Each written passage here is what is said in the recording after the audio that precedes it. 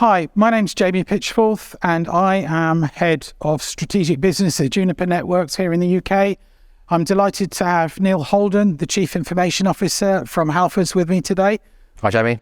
Climate change or change in business dynamics is going crazy across all of our customers at the moment. Just coming here today and seeing the new Halfords, the Halfords of the future is very exciting. How is that change affecting you with your customers? But also, how is that changing you in terms of your investment for your new network infrastructure? What's different? Yeah, it's a good question. So the store that you're in today and the environment that you see was a concept pre-pandemic. So this was designed 2018, probably into 2019. And obviously we had a big world event that kind of interrupted our plans through that process. So we did have to kind of rethink during pandemic and post-pandemic of what still stands from this. So are the investments still credible? Do we need to kind of pull back on one and maybe do a bit more with another? And clearly what the pandemic showed us is that online shopping and customers' sort of openness to digital technology increased exponentially. It has normalised a little bit now, so as I'm sure you've probably seen from your other clients as well. But we really wanted to embrace that opportunity of there's another digital boom here off the back of a bad crisis, but we wanted to not waste the crisis for Halfords and kind of make use of that. So a lot of our investment went online in terms of digital experience, in terms of the products and services we're offering and how we curated those online. But what we quickly realised was as customers came back into stores and garages physically, that digital stickiness was kind of still there. Yeah. So we wanted to find a way to bridge the digital experiences that we'd created with the physical environment. And the investments that we're now making in networks really lay the foundations for all of that enablement to start to come through. Mm-hmm. We've developed apps, we bought new devices. Now we're bringing all of that together with the network in a number of our stores and garages. We're mid rollout at the moment. And for customers, it's just such a different experience than they're used to with Halfords. And we're getting some great feedback. So I know that when you started that process sort of pre-pandemic, you looked at a lot of diligence, looking at all the different vendors, probably an extended diligence period because of what happened with the pandemic. But coming out of that, you chose Juniper. Yeah. Why? A number of reasons. I don't think I could just say one. The process was more extended than we'd have liked it to be, but as you say, we started pre-pandemic and then that was all interrupted. What it did do though was give us a real opportunity to, because we had a proof of concept running with Juniper, is to run it in real terms. In fact, this is the location that trial was ran in. So we had over a year of day-to-day experience of the network being active here. So that was great for us because we could put your promises to proper test. Absolutely. Well, there's two sides to that story. You've got the sort of internal operational side and then the customer experience side. So what feedback have you had from, your colleagues internally in terms of the adoption and the operation of the new infrastructure? Quite honestly, they've said it's game-changing, which isn't a word I think we should use too lightly. Our ability to then deliver technology into our colleagues' hands and for them to have confidence that I have something here which enables me to do my job better is game-changing. Colleagues are really excited about, not only do they then have that utility that I talked about before, but we've introduced some applications. There are more to come. So they're looking at what they've got so far and thinking, this is incredible, this is amazing, I can now do these things. And not only can the colleague do them to a better standard, but the customer sees that as well, gets confidence in what we're doing, and then a trust relationship starts to build, which particularly with services and particularly with motoring services, trust is a really big part of what we're trying to build with customers, because inherently it's an industry where there's a lack of trust due to lack of knowledge.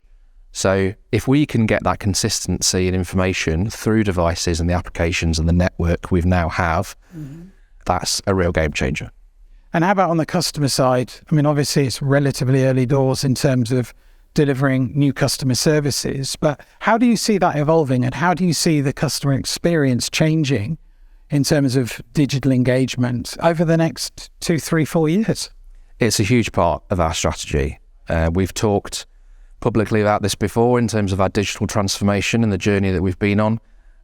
We are partway through, so we're by no means done. In fact, I'd say we're more at the start than at the end, which is great because we've got all that potential still to come. So that personalised experience is key to you moving forward. That is exactly where we're going. The personalised, kind of curated experience for you specifically.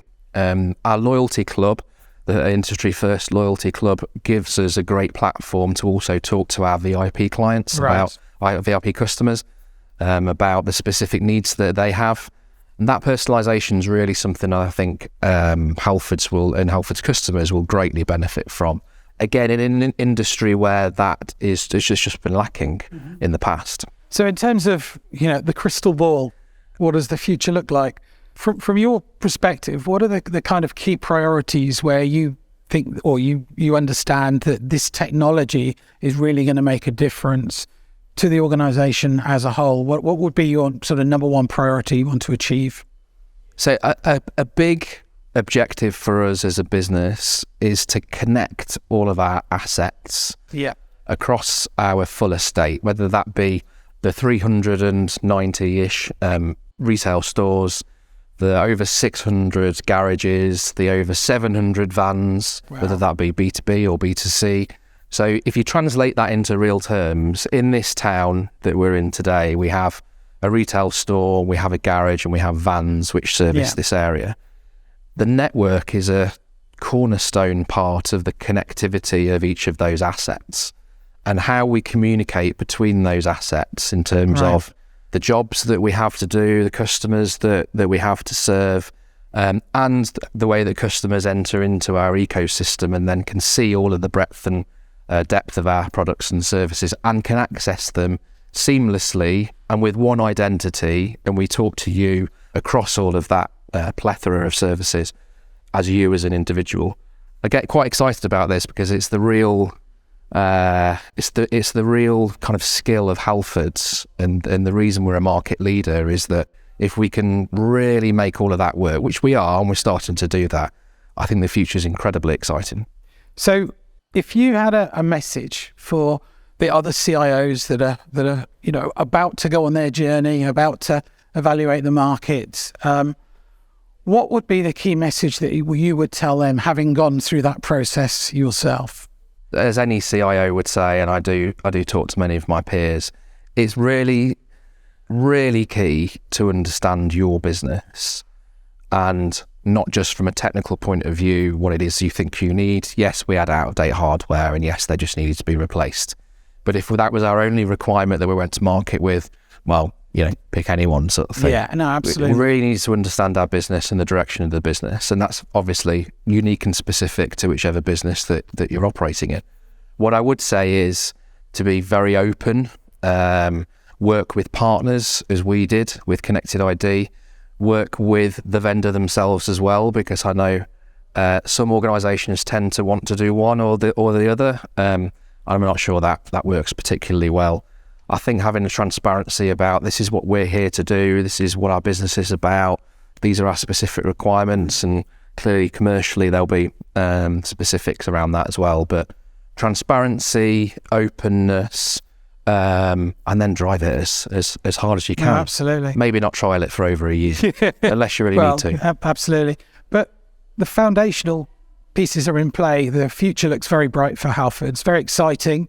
You've now got that platform where you can innovate and drive forward. So congratulations on that. I'd like to say a big thank you for taking the time out to meet with us and spend some time with us today. This is truly impressive in terms of how Halfords are evolving and developing. So thank you very much. Thank you, Jamie.